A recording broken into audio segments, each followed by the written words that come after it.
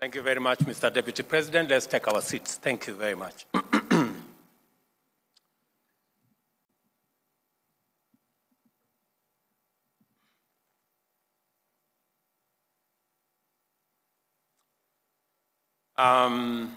Mr. Deputy President, Mr. Prime Cabinet Secretary, the Attorney General of the Republic of Kenya, Cabinet Secretaries present, Principal Secretaries, Chairpersons, and Chief Executives of our state corporations, Chairpersons, and Principals of our tertiary institutions.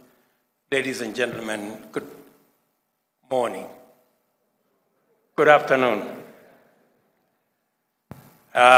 Today we witness the culmination of the annual performance contracting cycle and the commencement of analysis, reflection, and improvement of future performance on the basis of evidence-based evaluation and feedback.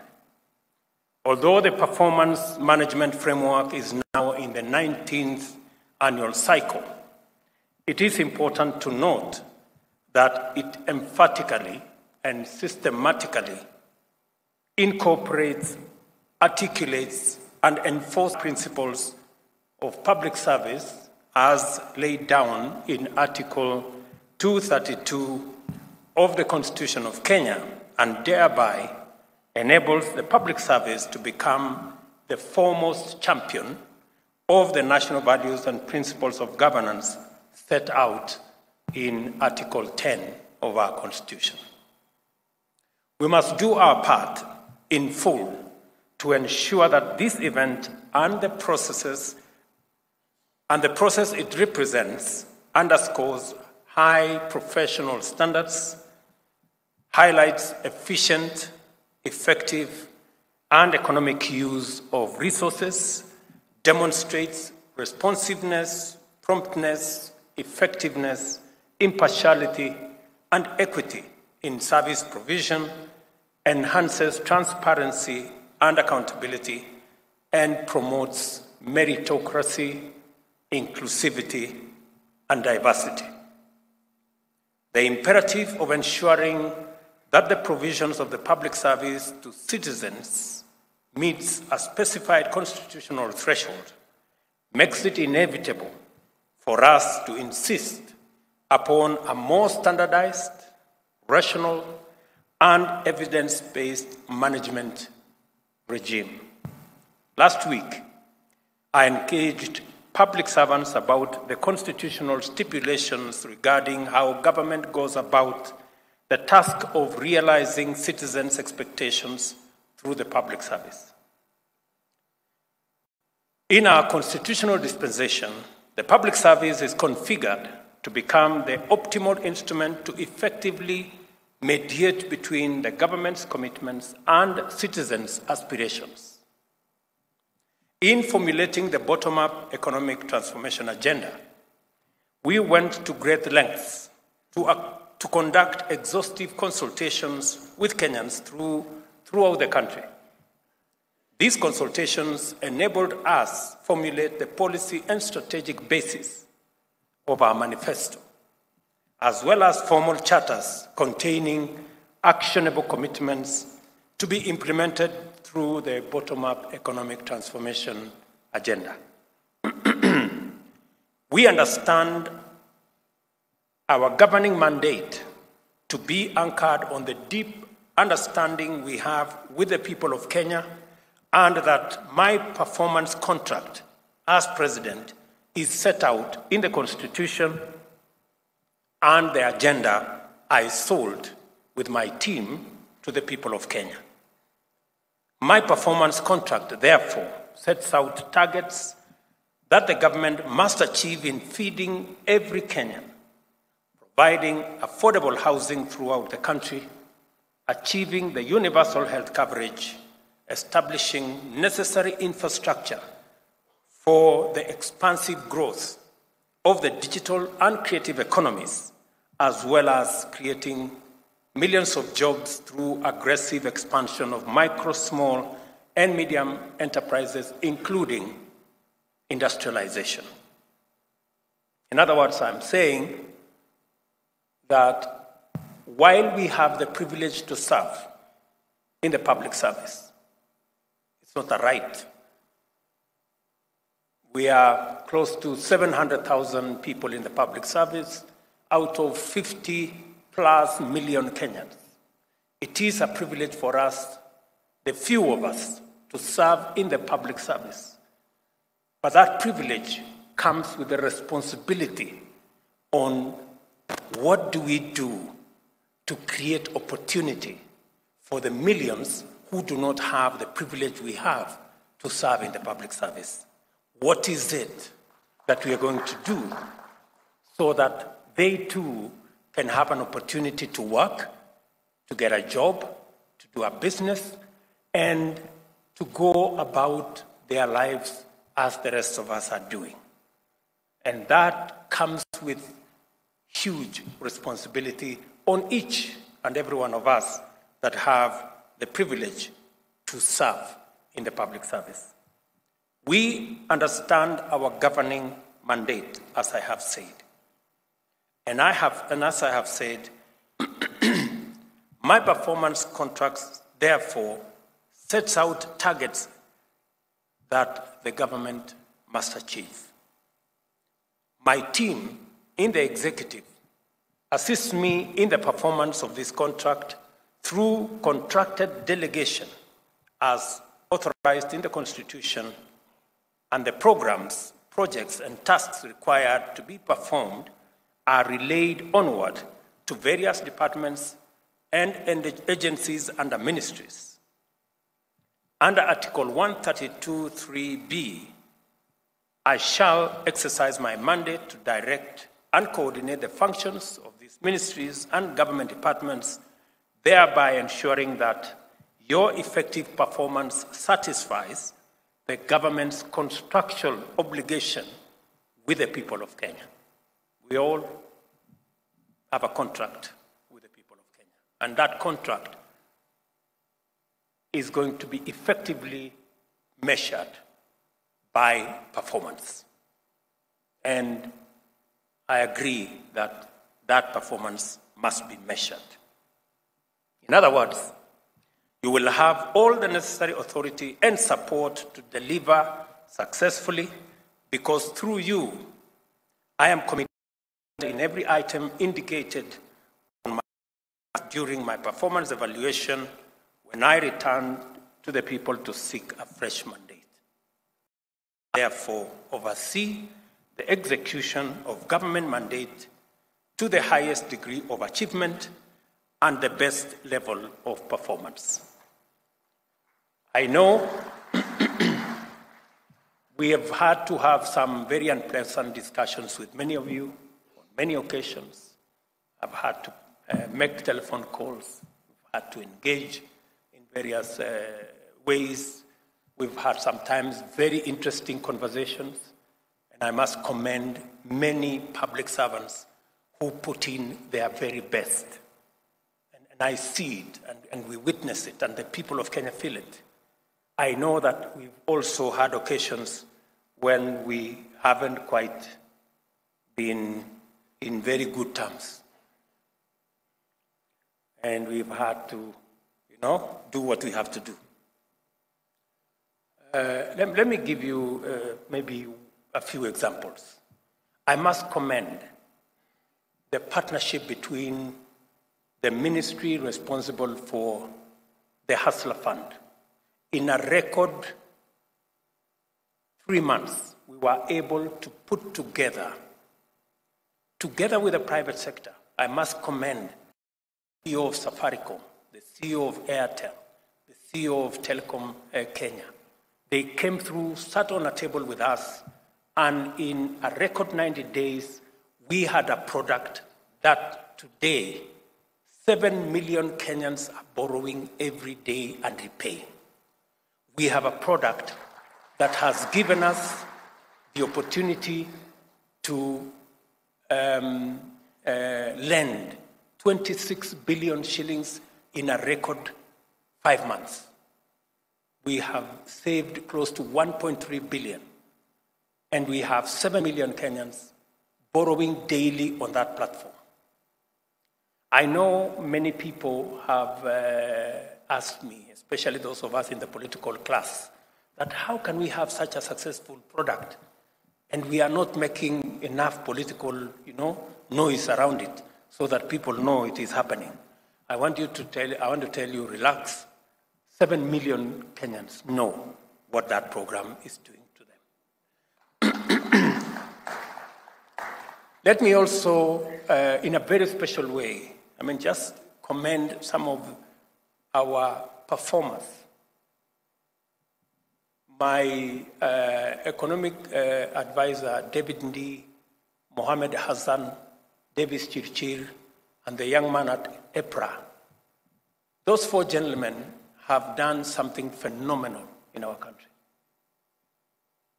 They have managed to put together a program that has taken us away from looking for $500 million every month to buy our fuel needs, which was slowly snowballing into a crisis. Today, as a country, we can buy fuel in Kenya shillings, something that many people never thought it would be possible. Again, I want to commend these good people. And let me tell you that from this month of April, all our fuel marketers and all the people in that space, they will be able to buy our products, fuel products, in Kenya shillings. And it will remove pressure on our dollars. In fact, in the next 1 month or so, you will see dollars coming down, the exchange rate coming down in a very phenomenal way. In fact, in my estimation, in the next couple of months, the exchange rate will come below 120 shillings. Maybe 115, you never know. So, and these are outstanding actions of public servants who are contributing towards what our citizens are expecting. Let me also, commend one lady. I don't know whether Pamela Mutua is here, of KNTC. I don't know whether she's here. That lady, we must clap for her in absence. Because we are managing a situation in the country where we have to supply food relief to citizens across the country. And we have to buy these items from or the private sector and other players. As I was, working with this lady on fertilizer and telling her we must bring down the prices, I was telling her we must bring down the prices of how much we are buying the food items. In the course of doing all that, we have some not very good people. I must say this. We have some not very good people sitting somewhere in another ministry, a department called Public Works. And those people in a department, I don't know, called Materials Department or something, Supplies Department, the people in that supplies place, they were busy increasing the price of commodities. Imagine, in the middle of a food crisis, somebody is sitting in a public office and, negotiating himself and, trying to take advantage of a problem. And they were increasing the prices, imagine, of supply of some of these items. I don't know, rice was going up from 5,000 to 7,200. So this lady tells me, but Mr. President, why is the government telling us to increase the price at which we buy rice from 5,000 to 7,000. This is not the private sector telling us. It is people sitting in government. Those people in that department supplies. Tutawashtaki kwa Mungu. Surely, that is how, and that is why I say, the people who do well, the people who serve with dignity and sincerity, like Pamela, who told me, Mr. President, we are being told this, please stop these people. And I had to stop them. Today, and I want to thank the office of the Deputy President, today we are buying those food items at between 4,500 and 5,000. Not the 7,000 those supply people were telling us. So, we must evaluate everybody. The bad guys in supplies department, we must deal with them. And the good people like Pamela, we must reward them. Because that's how this is going to work. Let me also say one more thing about my good deputy here. We had a program, we were registering farmers. For 5 years, we managed to register only 1 million farmers. But just in 2 weeks, this deputy of mine mobilized the whole public service because he was a former public servant. And they registered 5 million farmers in 2 weeks. Today, we are giving fertilizer to farmers using a digital platform. Everybody gets an SMS, your fertilizer is ready, come for it. You don't have to queue. The cartels have disappeared. The conmen could have no place to steal our fertilizer. For the first time, every farmer who needed fertilizer got fertilizer, and that program is moving very well. In other words, I am saying it is possible for us to do the right thing and take the country forward. And therefore, and I want to speak to you as people who collectively we've been given the privilege by the people of Kenya to serve them, to work for them. We must also make sure that the privilege we have, the opportunity we have, translates into opportunity for the millions of Kenyans to have access to a job, access to a business opportunity, access to do their farming, and drive our country into the right direction. Here is our opportunity to unbundle all the commitments in our agenda as determined in the high-level retreat in Nanyuki early this year, and to prepare to assign them for implementation to every department, all the way to every public servant. As we consider the results of the evaluation and feedback, we also have to deliberate with greater intention about the design of the forthcoming performance contracts, their implementation and evaluation.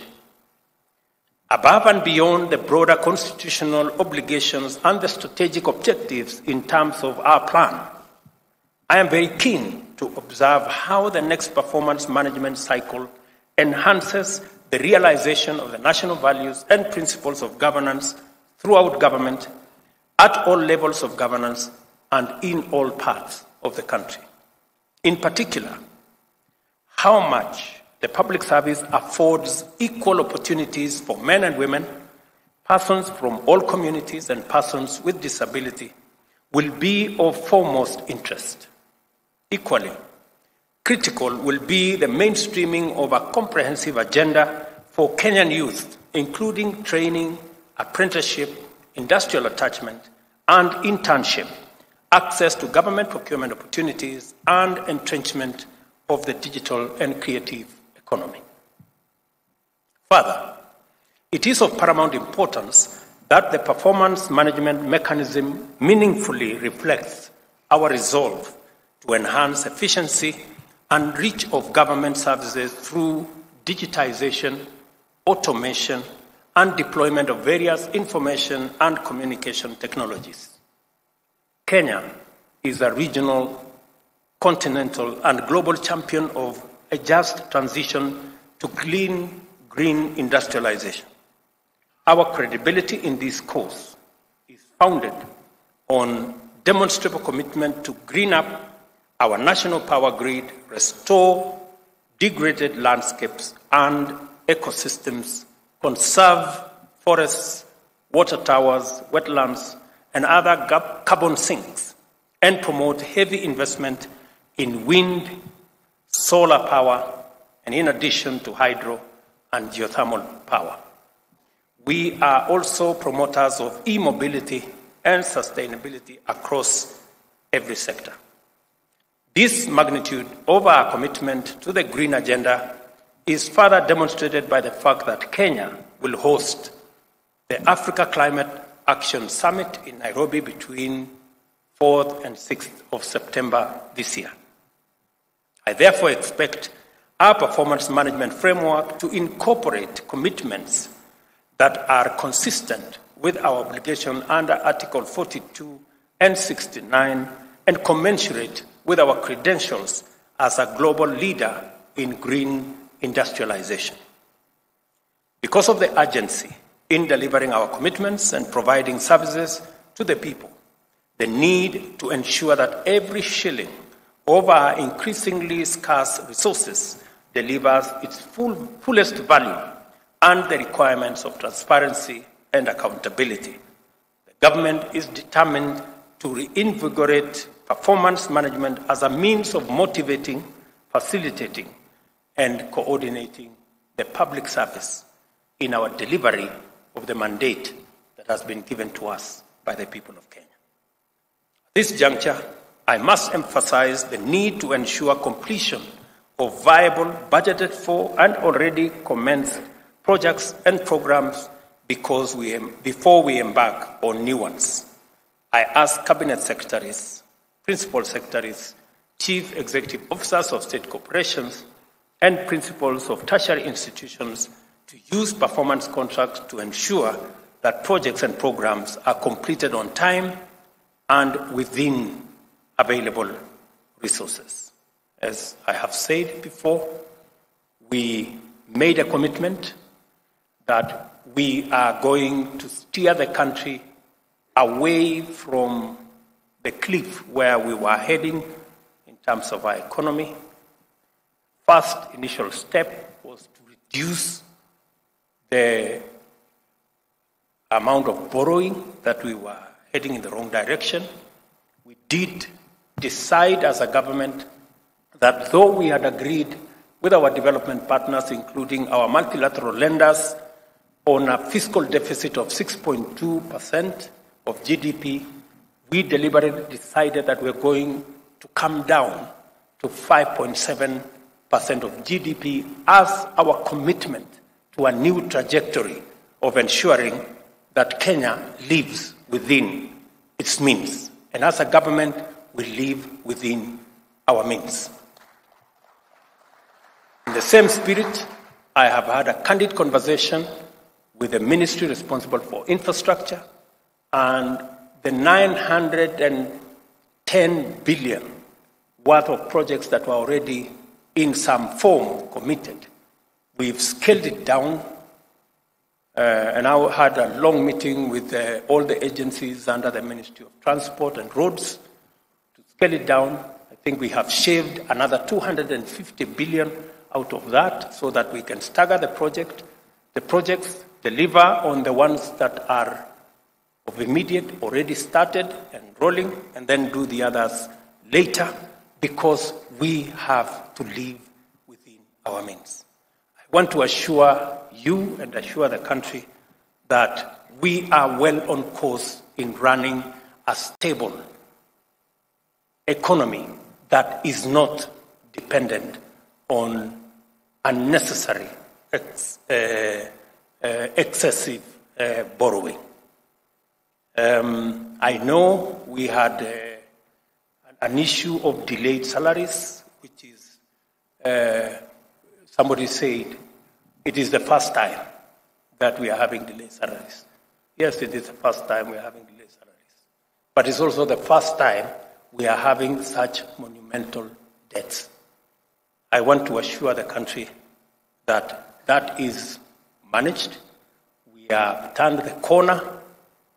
All I assure the country is this, the commitment I made that we are not going to borrow money to spend on recurrent expenditure, including salaries. That is the position of the government of Kenya. We will not do that. We will look for our taxes, and I want to commend the Kenya Revenue Authority for what they are doing. They are today at 95% of their commitment.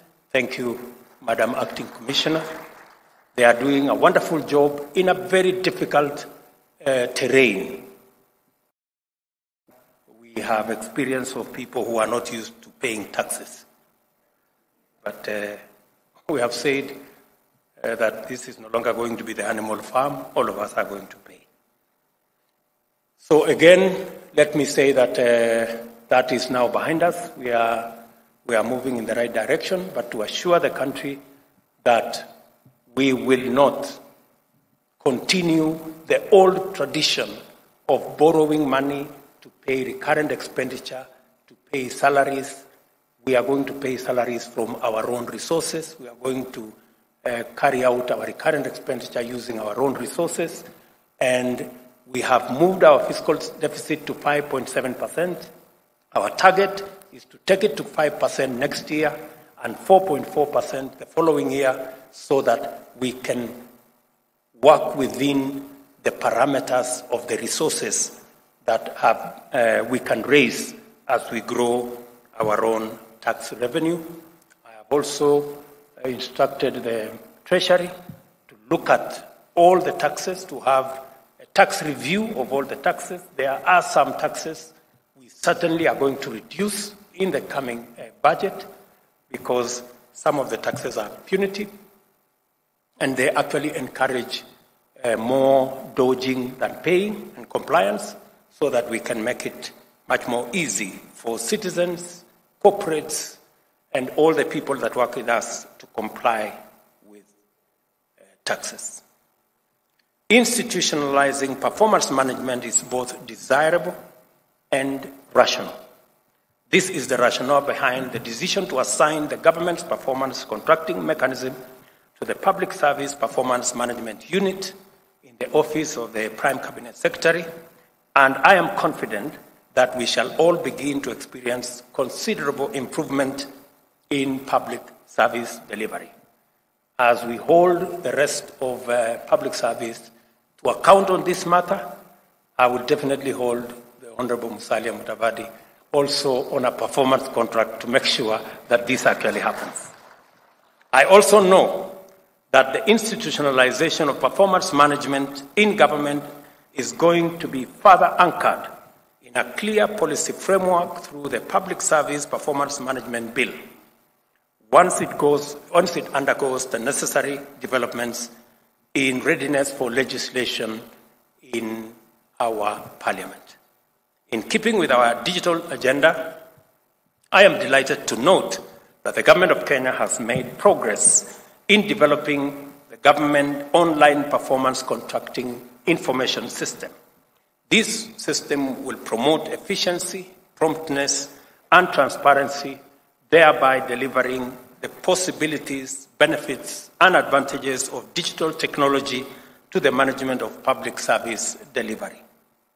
A result-oriented, effective coordination and commitment to go beyond the extra mile must be the new features of our approach to service delivery. Let us each do our part in strengthening a performance culture through the public service. To do this, let us eradicate all practices of sabotaging and discouraging high standards of performance in public service, and instead motivate, reinforce, encourage, and support them. Let us also remember that the performance management mechanism is one more platform on which Kenyans will subject our servants to intense scrutiny and align our conduct accordingly. Let me say here again to thank the Senate and National Assembly for acceding to my request that we provide a platform where the people's representatives sitting in Parliament can interrogate our administration by affording a platform for cabinet secretaries to be able to answer questions directly in Parliament. And I am happy that that process is going to begin tomorrow, so that cabinet secretaries can get to the floor of the House, answer questions from the people's representatives, explain our actions, and create a better interface between the executive and the legislature in a mechanism that ensures greater accountability of the government of Kenya. Because I am a very strong believer in accountability. It is the same reason that hopefully through the bipartisan process, we can also get our opposition away from street battles and also afford them an opportunity with a leader of opposition infrastructure funded by the government of Kenya, again, to perform their function of holding government to account. We have absolutely no issue. In fact, accountability works best for everybody. Accountability is best when it is anchored around institutions. That's why the institution of Parliament will hold our executive to account. We want to build the institution of the opposition, as is guaranteed in the Constitution, as also another institution to hold government to account, because accountability is actually the measure of any performance of any administration.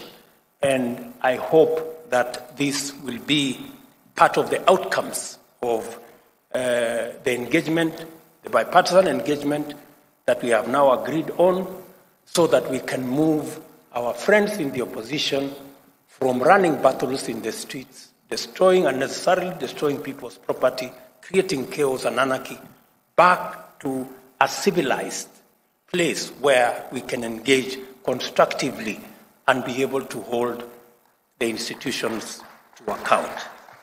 I think we all agree that we are better off with institutions, building institutions that will assist us take the country forward, rather than having running battles in the streets with sufurias on top of heads. The annual performance evaluation results to be released today will form the benchmark for performance in subsequent contracting cycles. Against this, it will be reasonable for Kenyans to expect incrementally enhanced performance in the spirit of continuous improvement.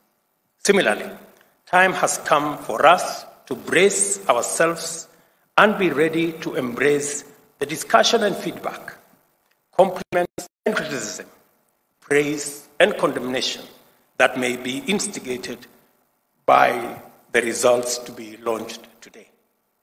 That is, in any case, accountability at work. I assure you of my full support as you implement this year's performance contracts and those in future. I now officially release the results and report on evaluation of performance of ministries, state corporations, and tertiary institutions for the financial year 2021-2022. Asanteni sana. Thank you very much. God bless you, and God bless